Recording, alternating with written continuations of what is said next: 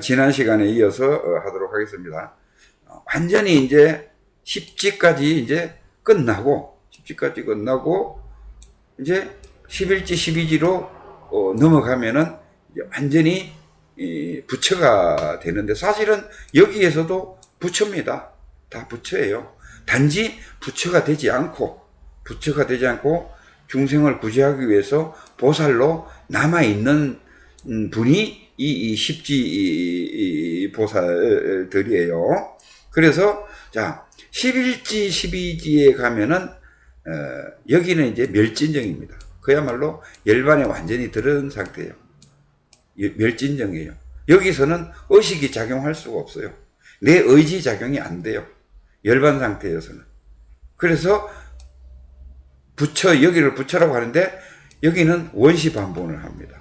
여기까지는 중생구제를 하는 쪽이고, 여기는 원시반본이 돼요. 가만히 있으면 원시반본인데, 원시반본이라는 것은 원래 자리로 돌아가는 것을 원시반본이라고 합니다. 원시반본이 되면은, 원시반본에 대해서 조금 더 설명드리면은, 자, 이렇습니다.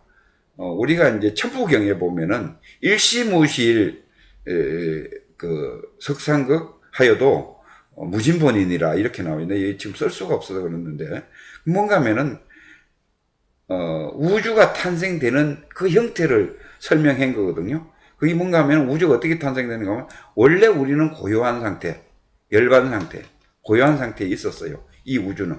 고요하다는 것은 플러스와 마이너스, 음과 양이 균형이 정확하게 이루어져 있을 때는 굉장히 고요합니다.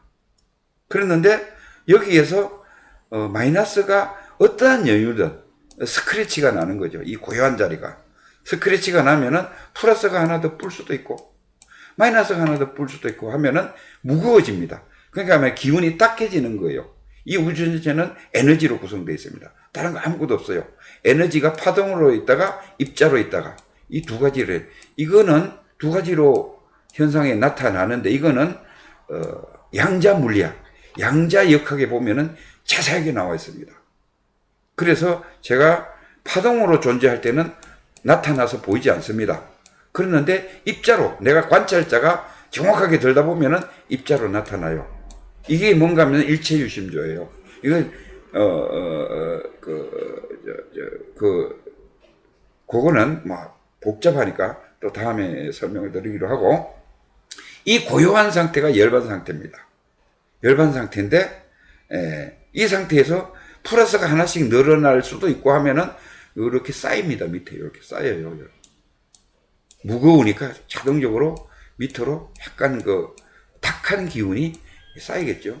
그러면 이게 어느 날 탁 튀어나와서 만드는 것이 우주 빅뱅이에요. 이 30%가 찼을 때에 30%가 이 대우주의 30%가 밑으로 탁한 기운이 찼을 때에 툭 튀어나오는 것이 이게 열반에서 이게 우주가 탄생되는 겁니다. 우주가 탄생되는 거예요. 그러면은 가장 깨끗한 자리, 고요한 자리가 어디예요? 여기죠. 여기 70% 아직 남아있잖아요. 그죠? 70%잖아요. 이 30%가 우리의 우주니까. 그럼 원시반본이 뭔가 하면은 여기에서 부처가 돼서 들어가는 자리가 이 자리. 고요한 자리, 일로 들어갑니다. 자, 오늘은 원시반본에 대해서 설명하기 위해서, 천부경을 조금 설명을 드린 거예요. 그렇게 이제 아시고. 자, 그러면은 요거까지 이제 설명이 다 끝났습니다. 끝났고. 그래서, 이제 뭔가 하면은 궁극적으로 우리가 이제 깨달아야 하는 부분에서, 제가 이제 실천 수행이라고 그럴까요? 이제 나를 스스로 깨닫게 하는 방법이 신의 행정이라고 이제 있습니다. 신의 행정. 근데 아까 전에 말씀드렸던 대로 그 십신의 자리가 있죠. 100% 믿어야 됩니다. 조금의 의심이라도 이 개념적으로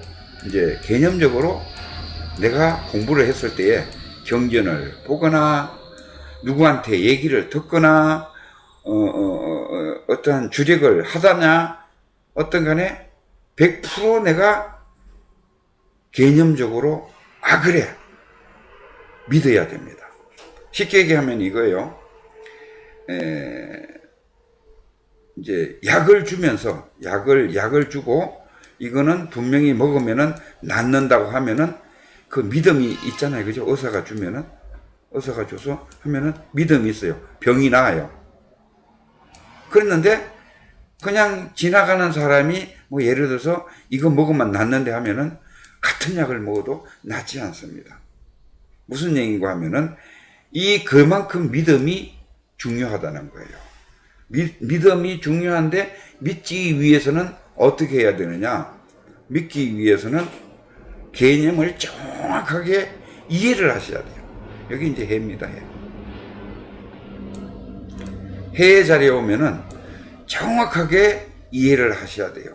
이 이해가 덜 된 상태에서 백날 참선방에 앉아 있어도 이거는 정덕을 할 수가 없습니다. 정덕이 되지가 않아요.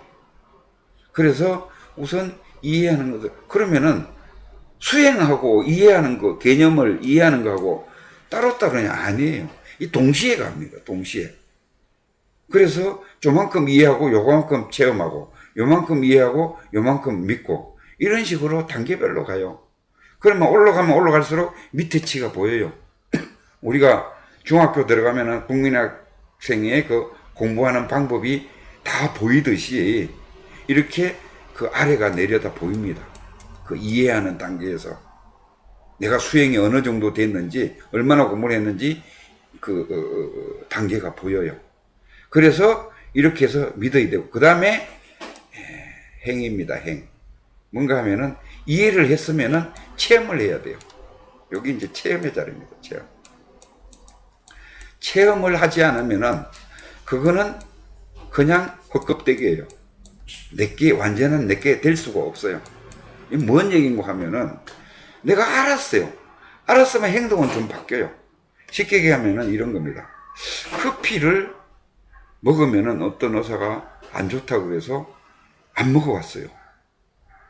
그랬는데 어떤 의사가 텔레비에 나와서 커피를 먹으면 이러이러한데 좋다.